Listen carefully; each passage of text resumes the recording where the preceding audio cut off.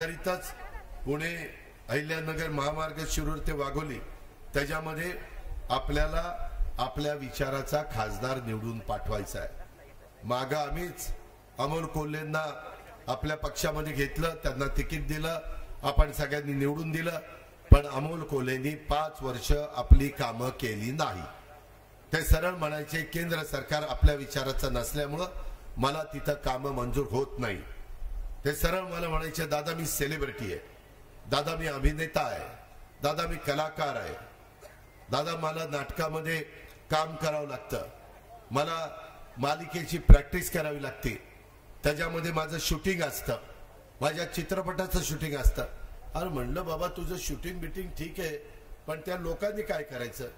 तुला आता लोकांनी निवडून दिलंय तर तुम्ही लोकांच्या प्रश्नाची जाण ठेवली पाहिजे। 6 विधानसभा मतदारसंघामध्ये संपर्क ठेवला पाहिजे, वेळ दिला पाहिजे। वेगवेगळे लोक राजकीय क्षेत्रामध्ये येतात त्यावेळेस विचारपूर्वक येतात। तुम्हाला लक्षात कसं आलं नाही? मला वाटलं की तुम्हाला वक्तृत्व चांगलं आहे, तुम्ही चांगल्या पद्धतीने डायलॉग फेकता, त्याच्यामुळे चांगल्या पद्धतीने कामं कराल, पण तुम्ही तर आमच्या मतदारसंघामध्ये येत पण नाही। काही काही भागात 5 वर्ष गेले पण नाही। लोक जायचं कुठं?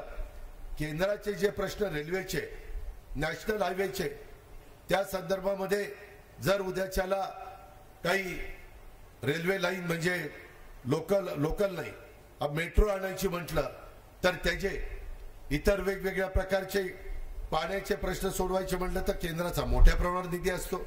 पिण्याच्या पाण्याच्या करता योजना राबवण्याच्या करता केंद्राचा 50% पैसा, तुमच्या राज्य सरकारचा पैसा 50% राज्य सरकारचा मी द्यायला तयार आहे, पण केंद्राचा पैसा आणण्याचं काम त्या ठिकाणी खासदारांनी करायला नको, परंतु त्यांनी पण त्याच्यामध्ये दुर्लक्ष करण्याचं काम त्या बाबतीमध्ये केलं।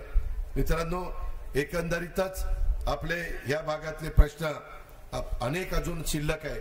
चाच कमान 72च्या दुष्काळात झाला, पोपटराव गावडे आले, त्यांच्या काळामध्ये देखील काही कामं करायला त्यांनी मला सांगितली होती, ती कामं मी करून दिली, पण टेलला पाणी येताना एवढं पाणी कॅनॉल मध्ये पाझरतं की पुढे पाणीच सरकत नाही।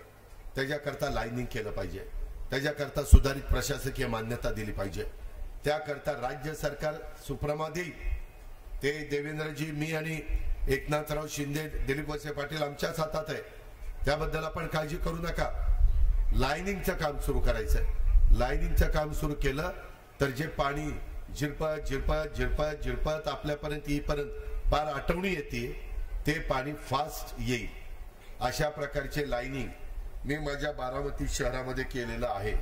अशा प्रकारचे लाईनिंग आपल्या राज्यामध्ये आम्ही नीरा उजव्या कालव्याला केलेलं आहे।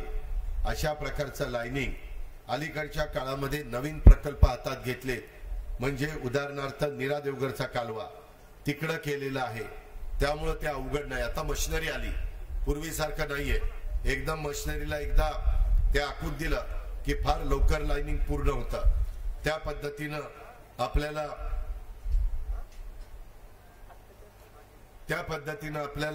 ते करायचंय। मित्रांनो, त्याच्याकरता राज्याचा आणि केंद्राचा निधी लागेल। मी का घसा कोरडा करायला तुमच्याकडे आलोय?